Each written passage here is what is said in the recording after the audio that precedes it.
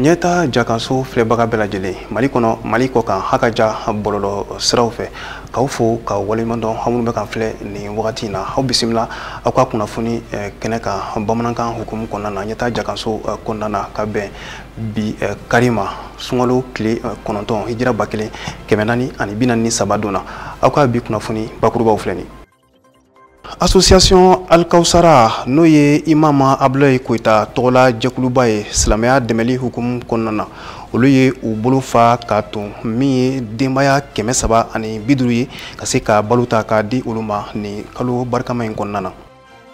hali sisan balodi hukumu kɔnɔna na ni sunkaloba in kɔnɔna na min fana ye Imama Mahmud Diko ale ka jɛkulu tɔnba olu fana ye u bolo fa k'a ton min ye balodiba ye k'o kɛ ni kalo barikama in kɔnɔna na jɛkulu tɔn caman ka se association caman ma an yɛrɛ ka jamana kɔnɔna na kunungo olu kɔni ye ɲɔgɔn sɔrɔ bourse de travail la walasa ka kuma ɲɔgɔnya kɛ ka jukɔrɔmadunu kɛ ka taa an ka sɔrɔsiw ma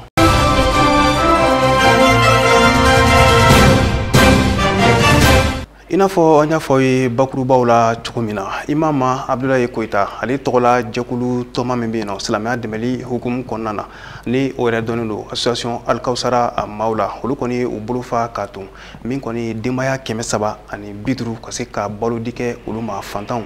walasa min kɔni sunkalo yɛrɛ timɛko ɲɔgɔn se ka nɔgɔya ni ma ko fɔli ninnu ma cogo min na nin balodi yɛrɛ kɛra ka bɛn bi karima min ye avril kalo tile 10 ye min kɔni ye misiri ye min bɛ Lafiyabugu Banankɔku misiri kelenyata tɔgɔla Aissata Bacili ani Laji Mamadu Tarawele u sigira ni min ye a bɛ somɔgɔw samabɔ I n'a fɔ u b'a kɛ cogo min na san o san association Al-Kawsar Abdoulaye Koyita ye balokilaba kɛ bi sɔgɔmada in na k'a di dɛsɛbagatɔw ma cogo min na u bɛ se ka sunkakari yɛrɛ sɔrɔ ni sunkaloba in kɔnɔna la nɔgɔya la barisa n'i y'a ta k'a lajɛ gɛlɛya kɔni fanga bonyanen don kosɛbɛ an ka jamana kɔnɔna na ni wagati laban in na o cogo de la association Al-Kawsar Abdoulaye Koyita ye balo di du 300 de ma min musaka yɛrɛ bɛ t'i jɔ fo sefa wari $16 ma an n'an ka karamɔgɔkɛ sigi kɛ a bɛ san 7 bɔ bi k'a fɔ an mako bɛ organisation de la an bɛ fitinin mun sɔrɔ an ka se k'o fara ɲɔgɔn kan pour que ka se ka mɔgɔw ka balo d'u ma ka sunkalo fɛgɛya u kan dépense fan fɛ donc Allah subhanahu wa ta'ala ye an dɛmɛ an b'o baaraw la n'i ye jateminɛ kɛ salon an tun bɛ du 250 la nka bi an bɛ du 350 la alhamdulillah donc an bɛ Ala fo Ala min hinɛna na ka se ka nin baara kɛ nin baara kofɔlen ninnu i b'a ye k'a fɔ mɔgɔ kelen bɛ malobɔrɔ 1 ani sukaro ni tulu ni macaroni de sɔrɔ pour que a ka ni o passé n'o ye 400 ye pour que a ka se ka taa n'a ye mais an ka laɲini fana tɛ fɛn ye k'a fɔ minnu bɛna balo sɔrɔ u ka se ka bɔ jabaraninw na ayi an bɛ fɛ u ka balo sɔrɔ sutura kɔnɔ u ka t'u lebu sutura n'a ye bon wari in bɔbagabaw ye bureau membre yɛrɛ de ye anw yɛrɛ de b'an bolo don an yɛrɛ kun ka wariw bɔ pour que baara nin bɛ se ka kɛ bon baɲumankɛ kelen-kelenw bɛ yen olu b'an wele Orange Money siraw fɛ 5000 5000 u b'o fara an ta kan mais i k'a dɔn k'a fɔ baara in mɔgɔ min jɔlen don n'a ye fɔlɔ o ye bureau mɔgɔw de ye se $16 ni kɔ ma alhamdulillah n'i y'a ye k'a fɔ o baara in bɛ kɛ a bɛ kɛ de walasa balo in ka se k'a di muso min bɛ yen n'ale cɛ fatura yatimɛdenw b'o bolo i b'a ye k'a fɔ mɔgɔ banabaatɔ bɛ yen dutigi nka mɔgɔw b'a ka charge la ani dɛsɛbaatɔ min bɛ an senkɔrɔ an bɛ minnu dɔn wa an yɛrɛ bɛ wuli ka se olu mɔgɔw ma i b'a ye k'a fɔ hali an sera Gabriel Touré la service social mɔgɔ min bɛ yen olu bɛ bi ta bénéficier muso min bɛ Kati n'u cɛw fatura kɛlɛkɛyɔrɔ la olu sen bɛ nanta la déplacé mun bɛ yen olu ka organisation dɔw bɛ yen olu fana sen bɛ na ONG Al-Bousra o mɔgɔw fana bɛ yan bon an tɛ k'a bɛɛ citer ka ban orphelinat dɔw bɛ yen i n'a fɔ Sakina ninnu alhamdulillah ka fara ni balokila in kan association Al-Kawsar bɛ balokila wɛrɛw kɛ Bamako fan wɛrɛw fɛ sara mun filɛ kɛnɛ kan sara 300 ani sara 50 o b'a yira k'a fɔ ko denbaya 300 ani denbaya 50 sɔgɔmada na o de bɛ na di o dun b'a don Al-Kawsara yɛrɛ tagabolo la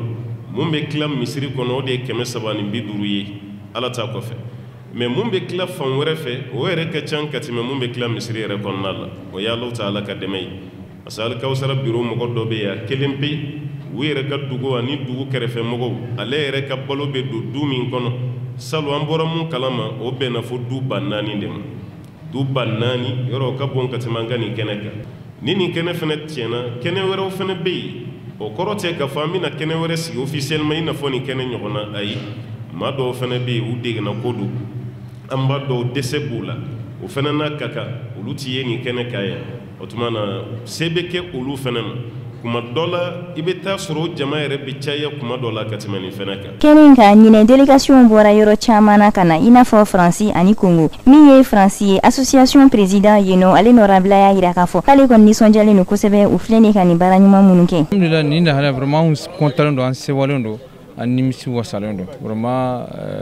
a tɛ se ka fɔ ka ban quoi. Voilà, nimisi wasa tɛ se ka fɔ ka ban n'i ye kɛnɛ in lajɛ alhamdulillah hɛrɛ kɛnɛ don bɛɛ ta maa si t'a laban cogo dɔn Ala bolo voilà minnu b'an cɛla yan n'Ala ye olu kɛ dɛsɛbaatɔ bi u yɛrɛ ka laɲini tɛ voilà mais latigɛ don Ala mana fɛn min latigɛ kɛ waati min jagoya i bɛ sɔn n'o ye quoi voilà donc Ala an bɛ Ala de deli Ala ye olu minnu garijɛgɛ don a la ɲina san wɛrɛ olu fana ka kɛ mɔgɔ ye minnu fana b'a di mɔgɔ wɛrɛw ma donc an ka laɲini kɔni y'o de mais alhamdulillah an kɔni an bɛ yan an sewalen don an content don an b'an profiter à travers a ka micro la k'an ka président ka foli lase bɛɛ lajɛlen ma minnu y'u bolo don poche kɔnɔ dɔrɔmɛ 1 dɔrɔmɛ 2 k'a bɔ k'a di yaasa nin dɛmɛ in ka se ka lawaleya quoi. association Al-Kawsar maa minnu bɛ Congo olu fana ka représentant y'a jira k'a fɔ k'ale kɔni nisɔndiyalen don kosɛbɛ nin kɛnɛ in kan a fana ye wele bila ka taa tɔw ma Congo k'halisa u ka dɔ fara dɛmɛw kan walasa san wɛrɛ u ka se ka balo caman di min ka ca ni nin bɛɛ ye. association Al-Kawsar Abdoulaye Koyita y'a laɲini ko maa minnu ye nin dɛmɛ ninnu sɔrɔ k'u to sutura la association maa dɔ yɛrɛ bilasiralikan di sarakati bɔ yɛrɛ nafa kan surtout ni sunkaloba in kɔnɔna la nin kɛnɛ in kɔni baara bɛ kun daminɛra ni alikuranɛ kalan de. الطعام على حبه مسكينا ويتيما وأسيرا إنما نطعمكم لوجه الله لا نريد منكم جزاء ولا شكورا. halisa ka kɛɲɛ ni balodi hukumu kɔnɔna ye ni sunkalo barikama in kɔnɔna na min kɔni ye imam Mamadou Diko ale ka tɔnba min bɛ ale tɔgɔ la walasa min kɔni ye dɛmɛ yɛrɛ ye o bɛ se ka silamɛ wɛrɛ lasɔrɔ cogo min na kunungo olu fana ye u bolo fa ka tun min ye balodiba ye k'o kɛ fantanw ma min fana ye ka se ka dumuni ba tobi k'a di kasoladenw ma kasoladen minnu kɔni bɛ boli minnu bɛ Kati ani Bamakɔ yɛrɛ kaso bonba la a kɔni yirala k'a fɔ ko nin balodin yɛrɛ kɔni kɛra association yɛrɛ denfa yɛrɛ ɲɛna n'o ye imam Mamadou Diko ye tɛnɛta tɔgɔ la Aissata Touré ani Musa Jalo o sigana ni sera min an ka jaga lajɛ. Sefawari miliyɔn 2 kunkan fɛ o de kɔni donna nin balofɛn ninnu na ni o dɔ de ye malo sukaro fo ka taa se ka tobilibaw kɛ yaasa k'o di dɛsɛbaatɔw ma i n'a fɔ club des amis imam Mamadou Diko o ɲɛmɔgɔ ale ka kuma la. An bɛ kɛnɛ min kan o de ye an bɛ ka malo min tila ani sukaro dumuni bɛ ka tobi ka taa kasabonba la a bɛ taa dɔ bɛ taa boli dɔ bɛ taa Kati an balima minnu bɛ lajarabi kɔnɔ ye comme a fɔra cogo min na a y'an ka taa dumuni di kasoladenw ma kuranɛ haya de don malo ni sukaro min ni tobili bɛ ka kɛ bi a valeur bɛ taa 2 700 et quelques an bɛ foli kɛ toujours katra mɔgɔ ma mɔgɔ minnu b'u bolo don nin baara in na ka an dɛmɛ yɔrɔ surun ani yɔrɔ jan. Kɛnɛ fo ka taa se association ale yɛrɛ parrain ma ni o ye a denfa ye imam Mamadou Diko ale y'a ka nisɔndiya yira nin kɛnɛ ninnu kan ka tila ka foli kɛ ka ɲɛsin dɛmɛbaga jɛkuluw bɛɛ lajɛlen ma. ŋaniya jara kɛnɛ de don ka ŋaniya ɲuman ta ka i balimaw sɛgɛrɛ o ye fɛn ɲininen ye alisilamɛya la waati bɛɛ lajɛlen na kuma tɛ sunkalo ma fɛn o fɛn ni ɲuman don ka ɲɛsin maa wɛrɛ ma ni hinɛ don ka ɲɛsin danfɛn wɛrɛ ma a bɛɛ ye ɲuman ye wa a bɛɛ ye belebele anw ka kira sanima alayhi salatu wassalam a y'a jira sunkalo la hali n'i ye tanworo o de cɛci ka a tilancɛ di dɔ ma a ka tunu nakari n'a ye walima i ye ji de d'a ma i ye nɔnɔnin de d'a ma i mana fɛn o fɛn di ni hinɛ don ka ɲɛsin a tigi ma ni ŋaniya ɲuman ye Ala b'o kɛ baraji ye a tigilamɔgɔ mana fɛn o fɛn sɔrɔ baraji la e yɛrɛ b'a ɲɔgɔn baraji sɔrɔ min bɛ tobi ka taa di an balimaw ma minnu ni lajarabiw sɔrɔ olu tɛ se ka wuli ka bɔ ka taa yɔrɔw la komi anw b'a la cogo min anw bɛ yɔrɔ min wele kɛ kaso o tɛ ko k'a fɔ k'i ye maa jasilen ye walima e de bɛ bɛɛ kɔ ayi latigɛw de don dɔrɔn a bɛ boli jɔnw kan ni Ala y'a latigɛ maa min ye waati min ka an hakili to olu la o ye baara ɲumanba ye baara min ni an b'a ɲini maaw fɛ u k'u hakili to a la kosɛbɛ an bɛ dugawu kɛ ayiwa maa minnu ye fɛn bɔ pour que a ka kɛ hinɛ ye ka ɲɛsin u ɲɔgɔn alisilamɛw ma ya rabbi ala k'a k'u ma baraji ye k'olu yɛrɛ ka baara ala ka yiriwa ala ka barika don o baaraw la. maa minnu bɛ n'olu garijɛgɛ donna nin dɛmɛ in na olu ka nisɔndiya ta ka yira u dɛmɛbagaw la. vraiment alhamdulilayi rabbil alamin an bɛ ala fo ka barika da sunkalo kɔni kɔnɔna la n'i ye dɛmɛ kɛ setanw ye ka dɛmɛ kɛ yatimɛw ni muso cɛ sabatɔw ye i sara bɛ ala de bolo ka d'a kan ne bɛ content parce que nin ye diinɛ ka sira de nin ye ala ka masɔn de ni maa min y'i sɔn sunkalo kɔnɔ a y'a kɛ ala yɛrɛ de ɲɛda kama. ka dɛsɛbaatɔw k'olu sɔn malo ani ɲɔ ani sugaro jɔn b'o dɔn ni ala yɛrɛ tɛ maa n ka foli b'u ye u b'a ɲini ka taa yɔrɔ min na ala k'u se yen. o ye dɛmɛ da an ka veuve ma an b'u fo k'u waleɲumandɔn ni cɛw ni baraje ala ka san caman ta yira an na. Kurungo sibiri avril kalo tile 9 san 2022 min ye Mali fasodenw ye u kɔni ɲɔgɔn sɔrɔ bourse travail la tɔn caman hukumu kɔnɔna na ani association caman hukumu kɔnɔna na walasa ka kunnafonidilaw wele ka se ka barosigi kɛ ka ɲɛfɔli kɛ maaw ka se k'a faamuya ani min ye dɛmɛ ani jukɔrɔmadɔndɔ ye k'o ta ka ɲɛsin aw yɛrɛ ka woromasiri tabaw ma min ye an ka sɔrɔsilakaw ye k'u bɛ baara min na k'a yira diɲɛmana ani maliden yɛrɛ kelen-kelenna bɛɛ lajɛlen na ko u kɔni bɛ faso dilan baara de la min kɔni jatigɛwale kɛbaw kɛlɛli ye min ye teleɲɛta ka cɛdenw ye Abdu Watara ani Salifu Ɲale olu tun bɛ nin kɛnɛ kofɔli in kan u sera nin sera min an ka jɛ ka ɲɛmada u fɛ. jamana kɔnɔden fanba ye wulikajɔ min kɛ ka se ka dɛmɛ ta ka ɲɛsin an ka finitigilakaw ma o labɛnna faraɲɔgɔnka kulu caman de fɛ malidenw bɔra i n'a fɔ kɔnɔkulu ka se ka u ka bonya ani bonyamasigi ta ka ɲɛsin an ka finitigilakaw ma o kɛnɛ ka fana min ye laseli gɛlɛnw ye o bɔra jamana kɔnɔden fanba ka hakilinaw yɔrɔ ka ɲɛsin cɛmancɛ fanga tigilamaw ma u ka se ka wulikajɔ kɛ Mali ka se ka kumabɔ. malidenw u ye fɛɛrɛw dɔ tigɛ min bɛ se ka kɛ u ka ɲɛnɛmaya ɲɛtaa fɛɛrɛw ye an bɛ ka ye k'a fɔ ko wulikajɔ fɛn fɛn bɛ ka kɛ a ɲɛsinnen don yaasa ka Mali ka ɲɛtaa ko o de don bɔgɔ la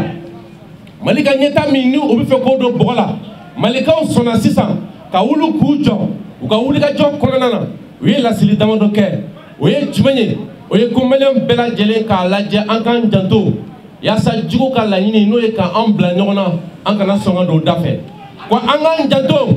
diɲɛ kɔnɔ fɛɛrɛ min ni o bɛ tali kɛ k'a fɔ arajo min n'o b'an ka jamana kɔnɔ ko mikado ka datugu o ni arajo fɛn fɛn bɛ yan minnu bɛ yen n'o bɛ ka baaraw kɛ baara minnu mina an ni ɲɔgɔn cɛ k'o gɛlɛya ka bɛnsɛnwa don an ni ɲɔgɔn cɛ o bɔlen kɔfɛ a yirala k'a fɔ ko MINUSMA n'o taara diɲɛ marifakulu farafinna jamanaw kɔnɔ jamana minnu dɛsɛra k'u yɛrɛ lakana k'olu mɔgɔw cɛ ka n'u to an da la mɔgɔ bawu ani kɔ ko sisan fɛɛrɛ ka kɛ MINUSMA ka kantonné n'o y'a ka don bɛlɛ la a kantonné kɔfɛ layidu min b'an n'u ɲɔgɔn cɛ n'o ye san kelen an bɛ mandat kelen d'u ma o ye tuma ko ɲinan a yira ko maliyɛnw fɛ ko tɛ dɔ ka far'u kan n'aw bɔra yen an b'a ye k'a fɔ wulikajɔ min kɛra Jura dɔgɔkun tɛmɛnen o wulikajɔ ye ni maa bɛ se k'a fɔ k'a ɲɔgɔnna ma kɛ fɔlɔ o wulikajɔ ye ni maa bɛ se k'a fɔ k'a bɛ tali kɛ cɛya la a bɛ tali kɛ i bɛna ye k'a fɔ kɛlɛmasadenya la o wulikajɔ min ni a donna dɔfo kɔnɔ o wulikajɔ min ni sebaaya kofɔ sebaaya min ni maa armement o kɛ fɔlɔ ka kɛ ni terroriste ye e tuma ko an b'o fo k'o kɔkɔrɔ don kosɛbɛ o bɔlen kɔ ni jɛkulu faralen ɲɔgɔn kan o y'a ɲini ko an bɛ don min na i ko bi fɛɛrɛ bɛɛ lajɛlen ka tigɛ min bɛ se ka kɛ sababu ye marifatigikulu minnu bɛ an ka jamana kɔnɔ olu marifatigikulu ninnu ka marifa ka b'u bolo tɔn minnu bɛ yen n'u sigilen don k'a fɔ u ka laɲini ye ka se ka siya ko dɔ don ba la tɔn minnu sigilen don k'a sababu kɛ u bɛ fɛ ka bɔra ko dɔ don ba la ka taa sɔrɔ an bɛɛ bɔra Maliba kelen de ko fɛɛrɛ ka kɛ olu tɔn ninnu bɛɛ lajɛlen u ka ci ka bɔ yen ko a ɲininen don maa minnu bɛ yen ni janfa donn'u ma Aguelak maa minnu bɛ yen ni wulikajɔ min kɛra Kidal tuma min na an ka gouvernement ko k'u bɛ taa bɔ jamana maaw dɔ ye jamana Kidal n'o kɛra Mekalo la san 2014 maa minnu sara olu la e tuma kiiri ka wuli ka jɔ olu ye an ka fintigilakaw be ka wulikajɔ ni cɛsiri min kɛ ka se ka mamuru tulon kɛlɛ a hakilina in lasabatilen no diɲɛ fantan naani bɛɛ lajɛlen kɔnɔ. Malidenw waati sera tɛ san an ka wuli k'an jɔ k'an ka fintigilakaw dɛmɛ min bɛ se ka kɛ sababu ye bɛn ni kolosuma a ka se ka lasabati Mali jamana kɔnɔ. Min ye Adama Traoré ye ni ale yɛrɛ ye association des réseaux maliens des consommateurs de téléphonie éthique n'o ye Rema Kotem ye o ɲɛmaaba a yirala k'a fɔ ko ale kɔni talen don a ngɔnɔ ma ni wagati in na ka sababu kɛ nin maa kofɔlen kɔni tun ye an yɛrɛ ka min kɔni nɛgɛjuru soba sira fila ye an yɛrɛ ka jamana kɔnɔ n'o ye Move Africa Malitel ani Orange Mali maaw ye ale kɔni tun ye ninnu wele kiri kan ka yira k'a fɔ ko u kɔni kan ka min sara sa ko a bɛ taa sefa wari miliyari 177 bɔɲɔngo la ka sababu kɛ répondeur ko lahaliyaw ye a kɔni yirala k'a fɔ ko sotelema maa minnu bɛ sɛgɛnna fiɲɛbɔ la n'o ye sotelema retraité ye k'olu kɔni bɔra ni gafe kɔrɔ ye k'a yira k'a fɔ ko sariya kisɛ min kɔni bɛ Move Africa ani Orange Mali maaw kɔni nɔ minɛ nin kisa la ko Mali kɔni ma ni sariya kisɛ kɔni bolonɔbila kɛ cogo si kɔni na min kɔni ye Modibo Traoré ye ale ye kumakan mun fɔ o de kɛra ni kuma ninnu ye ale Kulubali ale bɛ ɲɛfɔli kan ye a kisa kan. Mali kunkanko kibaruyaw la ni maaw b'a kalama a bɛ waati jan kɔni bɔ fɛn ye nɛgɛjuru sira ba fila min bi Mali kɔnɔ n'u ye Move Africa Malitel ani ka taa se Orange Mali kɔni ma ni olu ni maa jɛkulu kɔni kun bi ɲɔgɔn na jɛkulu min ni u b'a wele ko réseau malien des consommateurs de téléphonie mobile ni dɔw ko TIC ni olu kɔni kun ye ni téléphone sira ninnu ka se ka olu kɔni jalaki ka jira k'a fɔ fɛn ye ni maa ye weleli kɔni kɛ ni ma kɔni sɔrɔ u bi tigɛli minnu kɛ ka bɔ maaw ka fɛn ye crédit kɔni na ko o kɔni tɛ sariya kɔnɔ o de la fɛn ye TIC ɲɛma n'u ye Dr Adama Traoré ale kɔni kun ye ni maa ninnu kɔni ɲagi ko wele kiiribulo kɔni kan ni a kun jirala k'a fɔ fɛn ye Malitel fo ka taa se Orange kɔni ma ko kun kan ka sefa wari miliyari 177 bɔ ɲɔgɔn ko ka se ka sara maaw ye maa minnu bɛ ni fɛn ye ni réseau nu u PCB maaw bolo o de hogun kɔnɔ a jirala k'a fɔ kɔfɛ fɛn ye kiiriw bɛɛ lajɛlen tɛmɛlen ni fɛn ye ni réseau fila olu bɛɛ lajɛlen ka kasabe min bɛ yen ni u kun bi wari marabolo kɔnɔ ni u kɔni kun ye u bɛɛ lajɛlen kɔni datigiw ka kɔfɛ a nana fɔ ka bolo bɔ u kan yaasa u na se ka fiɲɛ bɔda sɔrɔ cogoya min na a jirala k'a fɔ o bɛɛ lajɛlen tɛmɛlen kɔfɛ hali n'a sɔrɔ u ka wari kɔni bɛɛ ka di u ma fɛn ye Malitel ani Orange ko ina ye k'a fɔ fɛn ye ni gɛlɛya in ko a kɔni bɛ fɛn ye fasoden bɛɛ lajɛlen kɔni dalabi ani gafe sɛbɛtɛw bɛɛ lajɛlen kɔnɔ o de la jirala k'a fɔ ni ko in ko a kɔni tala i yɛrɛ sɔrɔ fo cour suprême kɔni ka tabali sanfɛ nka olu kɔni kun bɛ ka sira de ɲini yaasa fɛn ye ka se ka fɛn ye a kiiri ka a kɔni bɔ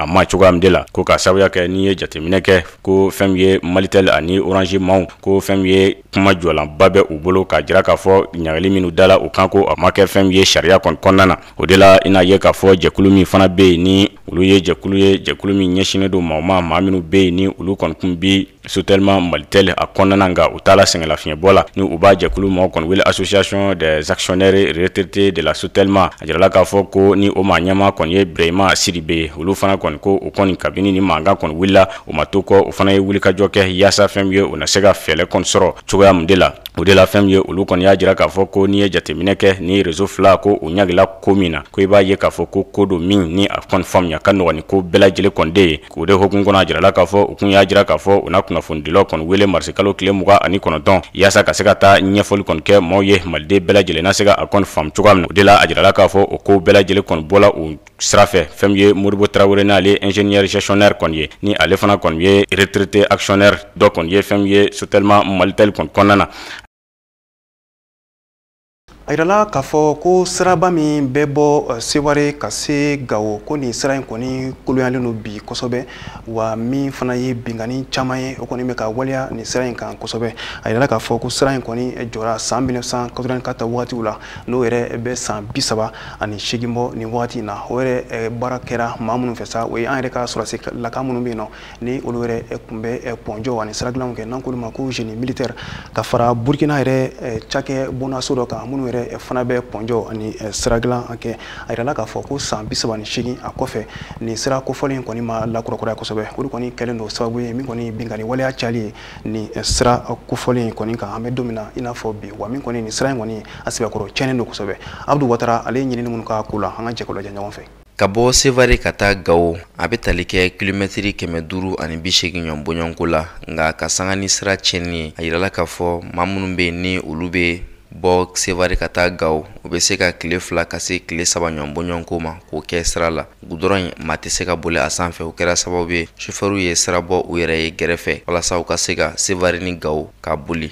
hakilisigi ni nɔgɔya la dɔɔni. Nka o sirabilenni ni y'olu fana ta k'o lajɛ maa murutilenw fana bɛ mugu pɛrɛnta don o sira ninnu na ka se ka a da an ka finitigilakaw ɲɛ. Ni ye sira ninnu ta k'o lajɛ maa minnu bɛ ni olu ye taamadenw ye olu de bɛ sira ninnu matarafa kosɛbɛ wa kuma dɔw la fana u ka mobili bɛ yɛlɛ ni mugu pɛrɛnta ninnu kan a bɛ kɛ sababu ye ka maa caman bɔnɛ u ni na. Ka bɔ Sevare ka taa Gao kunnafoniyaw y'a yira k'a fɔ ko an ka finitigilakaw bɛ a sira kan min ye yɛrɛlakana jɛkulu ye n'o ye donsow ye. Olu fana ye u ka kulu dɔ labɛn min bɛ sɛgɛsɛgɛli kɛ sira yɛrɛ la dugu la dugu min bɛ wele ko Petaka. Kunnafoniyaw y'a yira k'a fɔ ni maa o maa sera nin yɔrɔ kɔfɔlen na maa kelen kelen bɛɛ lajɛlen bɛ 100 di u ma o bɛ kɛ u ka tesɔngɔ ye. O ɲɛfɛ fana min ye Ɔnbori fanfɛla ye sani ka se Douanza filaw ka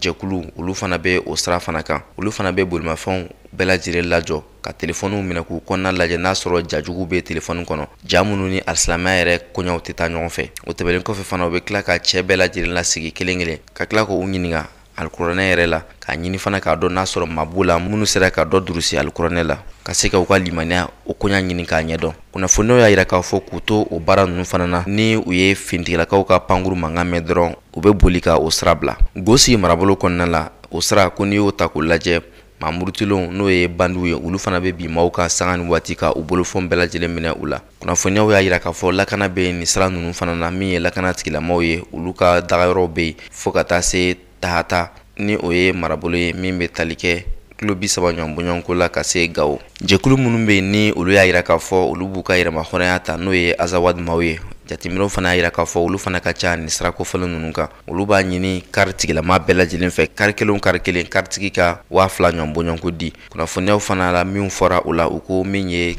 kari kɔnɔnadenw ye olu de bɛ wari fara ɲɔgɔn kan k'a dafa k'a di u ma walasa u ka se ka se u seyɔrɔ la. Siran hakilisigibaliya ani jatigɛ o kɔni bɛ u nɔfɛ sira kan san ani waati ka sababu kɛ bin bɛ se ka k'u ka maa murutilenw fɛ sanga ni waati mobiliw fana bɛ se ka yɛlɛ mugu pɛrɛnta fana kan ka furugutu n'u ye kuma bɛɛ. Nin y'a san 38 ye ka bɔ Sevare ka taa Gao a sira bilala sen kan fo bi boloma don sira in na. Marabolo ɲɛmaa fɛn fɛn tɛmɛna kunnafoniyaw y'a yira k'a fɔ olu bɛɛ lajɛlen kɔni tun u da don a la k'a fɔ n'olu kɔni sera ka jamana ɲɛmaaya sɔrɔ baara fɔlɔ min bɛ kɛ olu fɛ o de ka se ka nin sira kofɔlen ka bɔ Sevare ka taa Gao k'a labɛn. Nka hali bi sirako fɔlɔ in a ma se ka labɛn wa kelen bɛ siran sira ye min kɛlen bɛ sababu ye maa caman ni bɛ to a la k'u to taama siraw fɛ. Nin bɛ dansigi aw ka bi kunnafoni kɛnɛ kan bamanankan na ɲɛmɔgɔyaso ye min fara ɲɔgɔn kan ka d'an ma an ka se ka laseli k'aw ye an kɔni bɛ jɛ ka dugawu de kɛ yarabi ala ka sunkalo in tɛmɛko ɲuman nɔgɔya an bɛɛ lajɛlen aw k'an bɛ waati wɛrɛ ni ala sɔnna ma.